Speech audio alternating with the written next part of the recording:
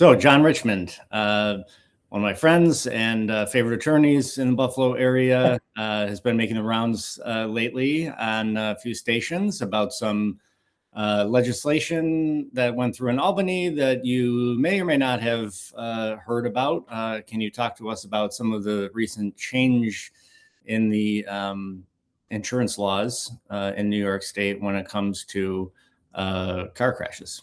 Yeah. So first off, appreciate the conversation. Always good to talk to you, but happy to talk more about this because what we've learned pretty quickly over the last couple of weeks is essentially going on this quote unquote media tour is that most people have no idea about these changes. And I think what people do know about and what maybe their memory will be refreshed about is this absolute blitz, this media blitz of TV commercials leading up to Governor Hochul working on eventually what she did, passing and signing this new budget.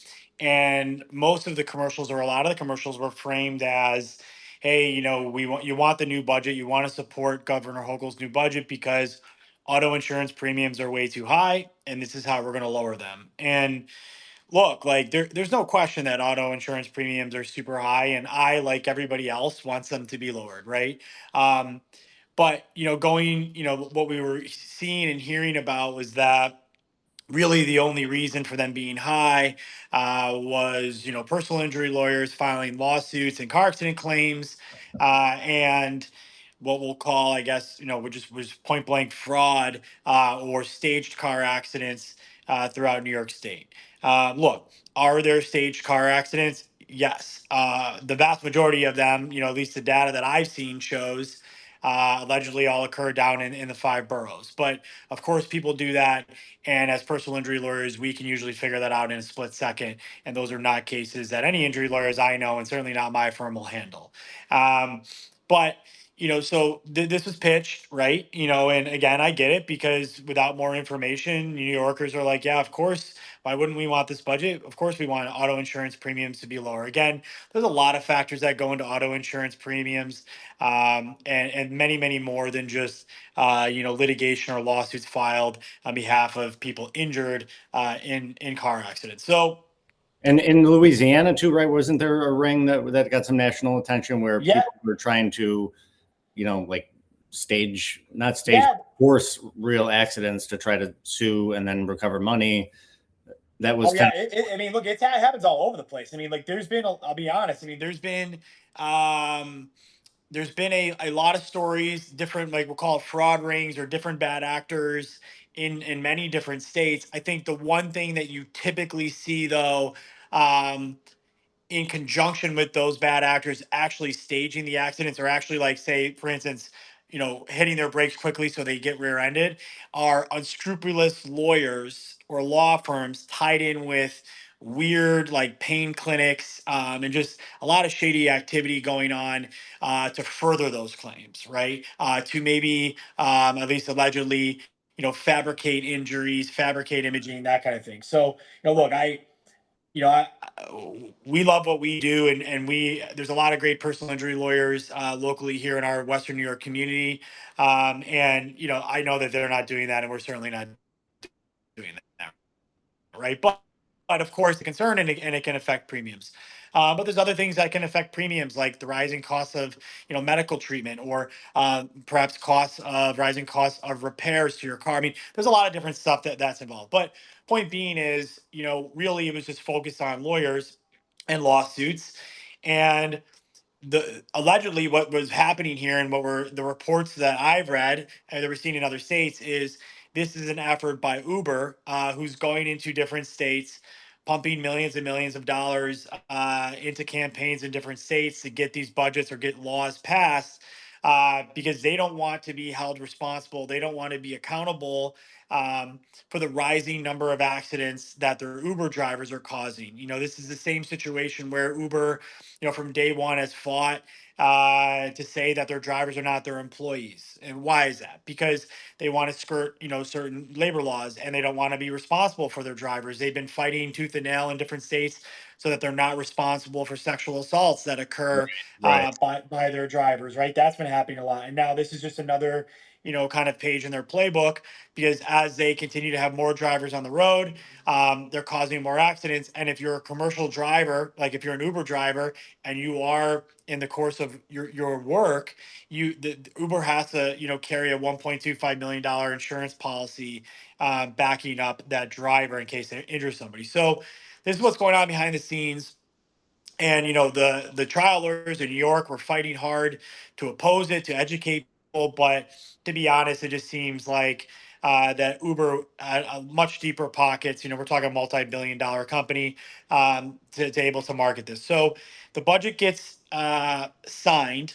And most of what was being proposed got through. Not everything Yeah, did, can you but take us through exactly how the laws, yeah, what they were and how they changed with yeah. the recent budget? So basically, I want to start off with this only applies to car accident cases, okay, in New York State, because really it only applies to the no fault laws, really. So again, that really applies to car accidents. This does not apply to motorcycles. But basically, there's three main ways that this changed the law. So number one, in order to be successful in a claim against another driver for injuring you in a car accident, or against their insurance company, you have to meet New York's insurance law's serious injury threshold. Basically, that means, hey, you have to prove that your injury actually is quote unquote serious as defined by the insurance law and interpreted by the courts. And this was a way to essentially ensure that non-serious cases weren't clogging up the courts and clogging up the system. So there's a lot of things that check that box even to this day, right?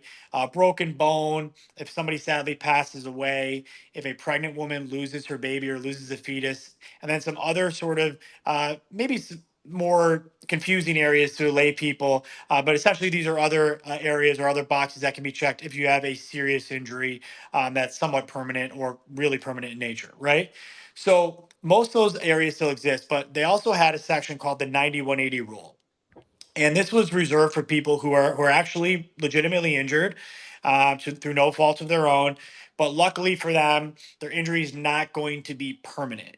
So the rule was called the 9180 rule, and really what it says is essentially is if in 90 out of the 180 days following your accident, you were unable to perform basically the substantially all the duties or live a normal life like you normally would, but it's just not permanent. You could still bring a claim. Now, look, these claims wouldn't be worth a lot of money because luckily people aren't permanently injured.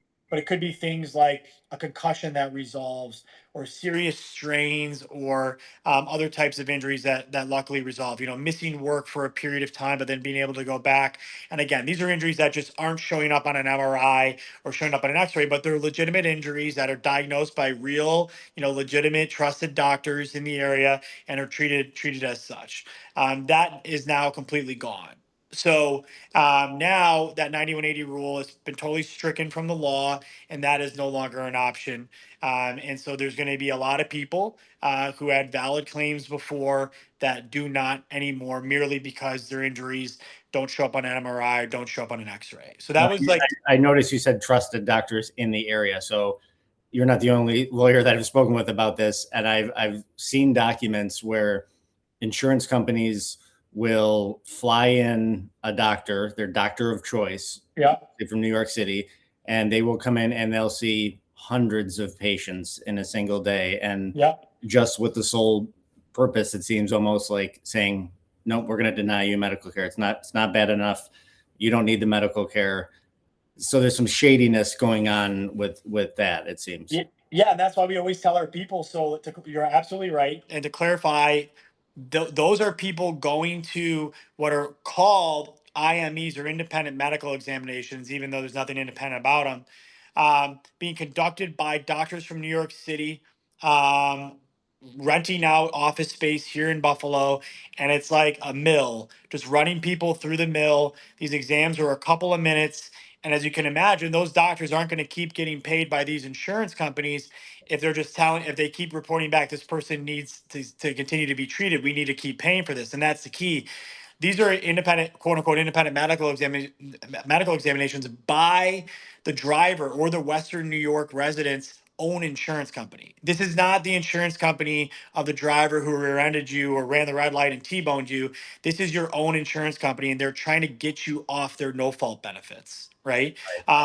So, obviously, or I should say, luckily, the wonderful providers we have here in Western New York, even when they get these denials, which they receive all the time from one of these doctors from New York City saying, "Oh, they don't need this treatment anymore," they will keep treating the patient, and they hire their own lawyers to go fight those. And they are they win those fights like the vast majority of the time, and it's just the insurance companies forcing them to go get their own lawyers and fight the fight so they can delay payment that they're supposed to be paying for medical treatment under these policies. So yeah, going back, that 9180 rule is gone. So now the second part is, prior to the new budget, New York had what was called a pure comparative negligence law in car accidents. And really what that means is, like, hey, if you're in an accident, if you were partially at fault, you can still recover so long as you weren't 100% at fault. So, I'm just make up some easy math. If it's, deemed to be that your case was worth $100,000, but you're found to be 60% at fault, you can still recover $100,000 minus your 60% fault, which would leave you with $40,000. If you're 100% at fault, you could get nothing, but otherwise you could still recover something. You see this in situations where maybe two drivers are merging into the same lane at once, or somebody's driving through an intersection. They have a green light. The person on the other side, has a green light, and they misjudge and turn in front of them. And then there's a big fight. There's an investigation over fault. So it used to be, again, just lowered by your percentage of fault. Now, under the new budget, if you are found to be more than 50% at fault, so let's say you're 51% at fault, or you're more at fault than the other people involved, you are totally barred from recovery, meaning you can recover nothing. So you could be, you know, driving through an intersection, and it's deemed that you're, 55% at fault, but you have permanent life-changing injuries. You can recover nothing. And you And used to be able to recover a certain percentage based on. just deduct your percentage of fault from the amount that you could get. Yeah. So that's a really big one. That's the second one. And then the third one, um, so basically the third one is saying, and there's some other ones, but this is the third biggest one, is like, hey, if if you're convicted of a crime that was committed during the course of or leading to your accident. So an example, you're convicted of a DWI and you're injured in that accident, or this sounds crazy, but you were fleeing a bank after robbing a bank and you get rear-ended. Um, you are not eligible, or I'm sorry, you have a cap on the amount of non-economic damages you can recover. So you get convicted of a DWI and you were rear-ended, you can only recover pain and suffering up to $100,000. There's no cap on the economics, meaning lost wages, out-of-pocket expenses for anything, but the non-economic is capped. Now, most people will say, well, okay, well, I don't think you should be able to recover for your injuries if you're fleeing a bank robbery, or you were driving drunk. And we agree. Those are not cases that we would accept at our firm, and most attorneys I know in the area wouldn't either. But there's one other element to it.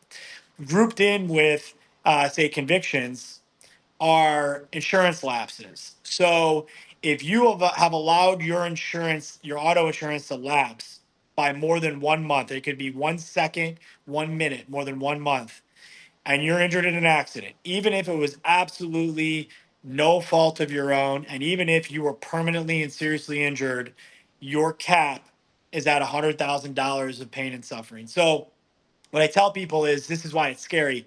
We've all had a situation where you take a credit card, you tie it to some sort of account that renews once a month or once a year, and then your credit card expires, and you get one in the mail. It's got a new number, new expiration date, and maybe emails from an account that credit card is synced to, is like probably like a lot of people's Gmail accounts, like where people's, their information's been leaked. It becomes like a spam account, right? And you're getting like these renewals saying, hey, you got to renew your auto, and you forget, and it's one day over a month, and someone blows a red light and hits you, no fault to your own, and permanently and seriously injures you, you're capped at $100,000 in pain and suffering, even if normally your pain and suffering would be in the millions. So I think that's the scariest part about that provision, because they're lumping in insurance lapses, with basically criminal activity. So Right.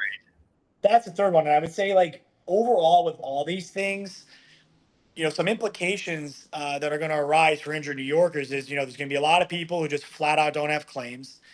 And then the people and people who do have valid claims, or there's going to be a lot more workup and a lot more expenses incurred at the front end of a lot of those cases for investigators and experts and a variety of other things that need to occur that maybe did not need to occur in the past to still get the maximum recovery for our clients. So I think that could also lead to increased litigation in some circumstances, knowing that the insurance companies are going to take a hard line and we're going to have to battle out things like contested liability through lawsuits. So, look, I hope auto insurance premiums get lowered.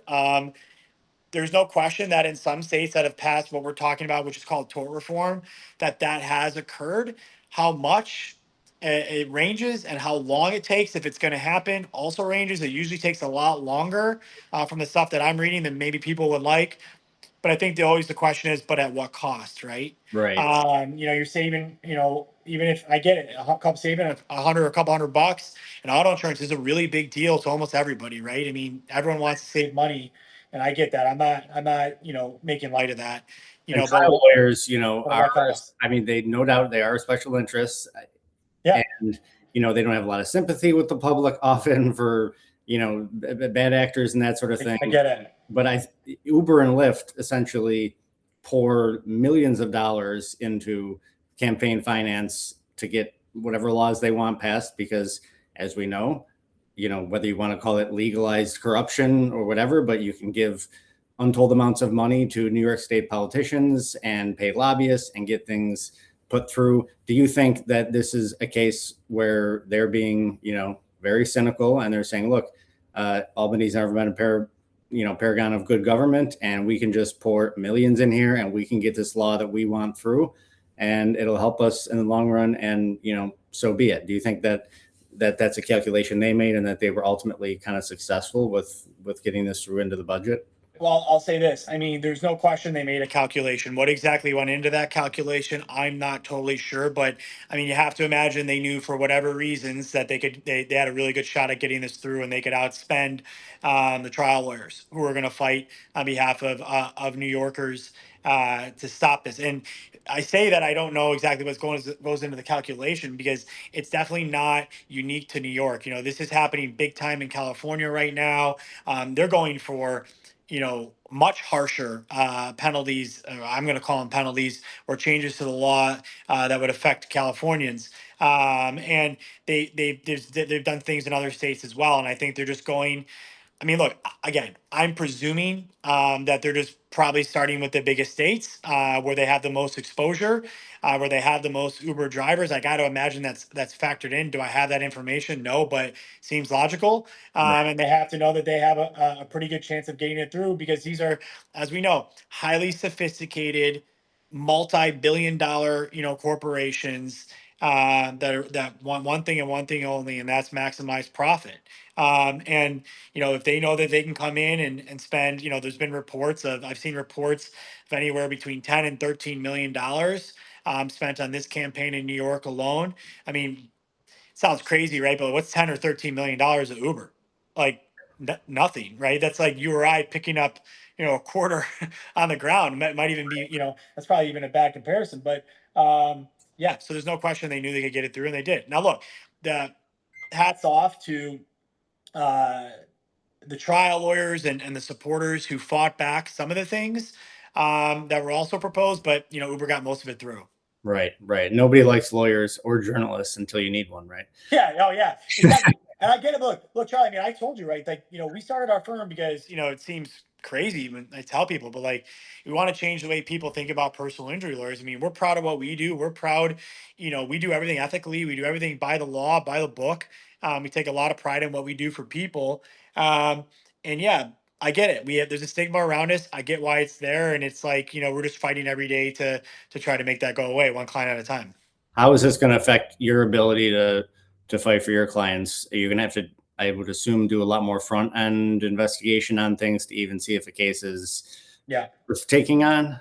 Yeah. So look, I think, for us, we saw this coming down the pipeline. We're very plugged into the national personal injury community. And I've talked to a lot of law firm owners across the country. You've already had this happen. So we started to operationalize and restructure the internally to prepare for this, because we do need to, one, with new clients, really establish, we always pride ourselves on high level communication. That's one of our, kind of signature values that we tout, what we think differentiates us from a lot of other firms. But to be honest, we have to communicate even clearer, and just we have to tell a lot of people from day one, look, we need to investigate.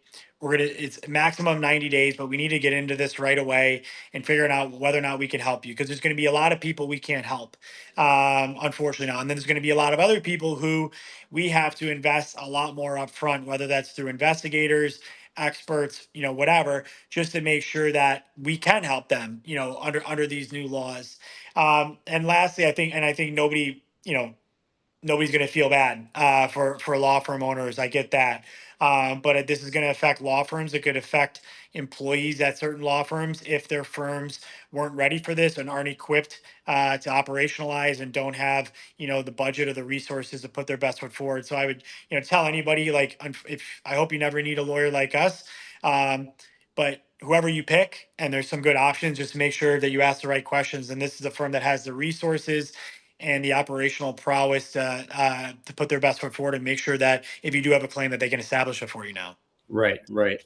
Now, one thing I should say is that I'm assuming you saw the New York Focus article about there already exists a fund, and there has existed for over 10 years, a fund, pot of money at the state level that exists to try to lower insurance premiums.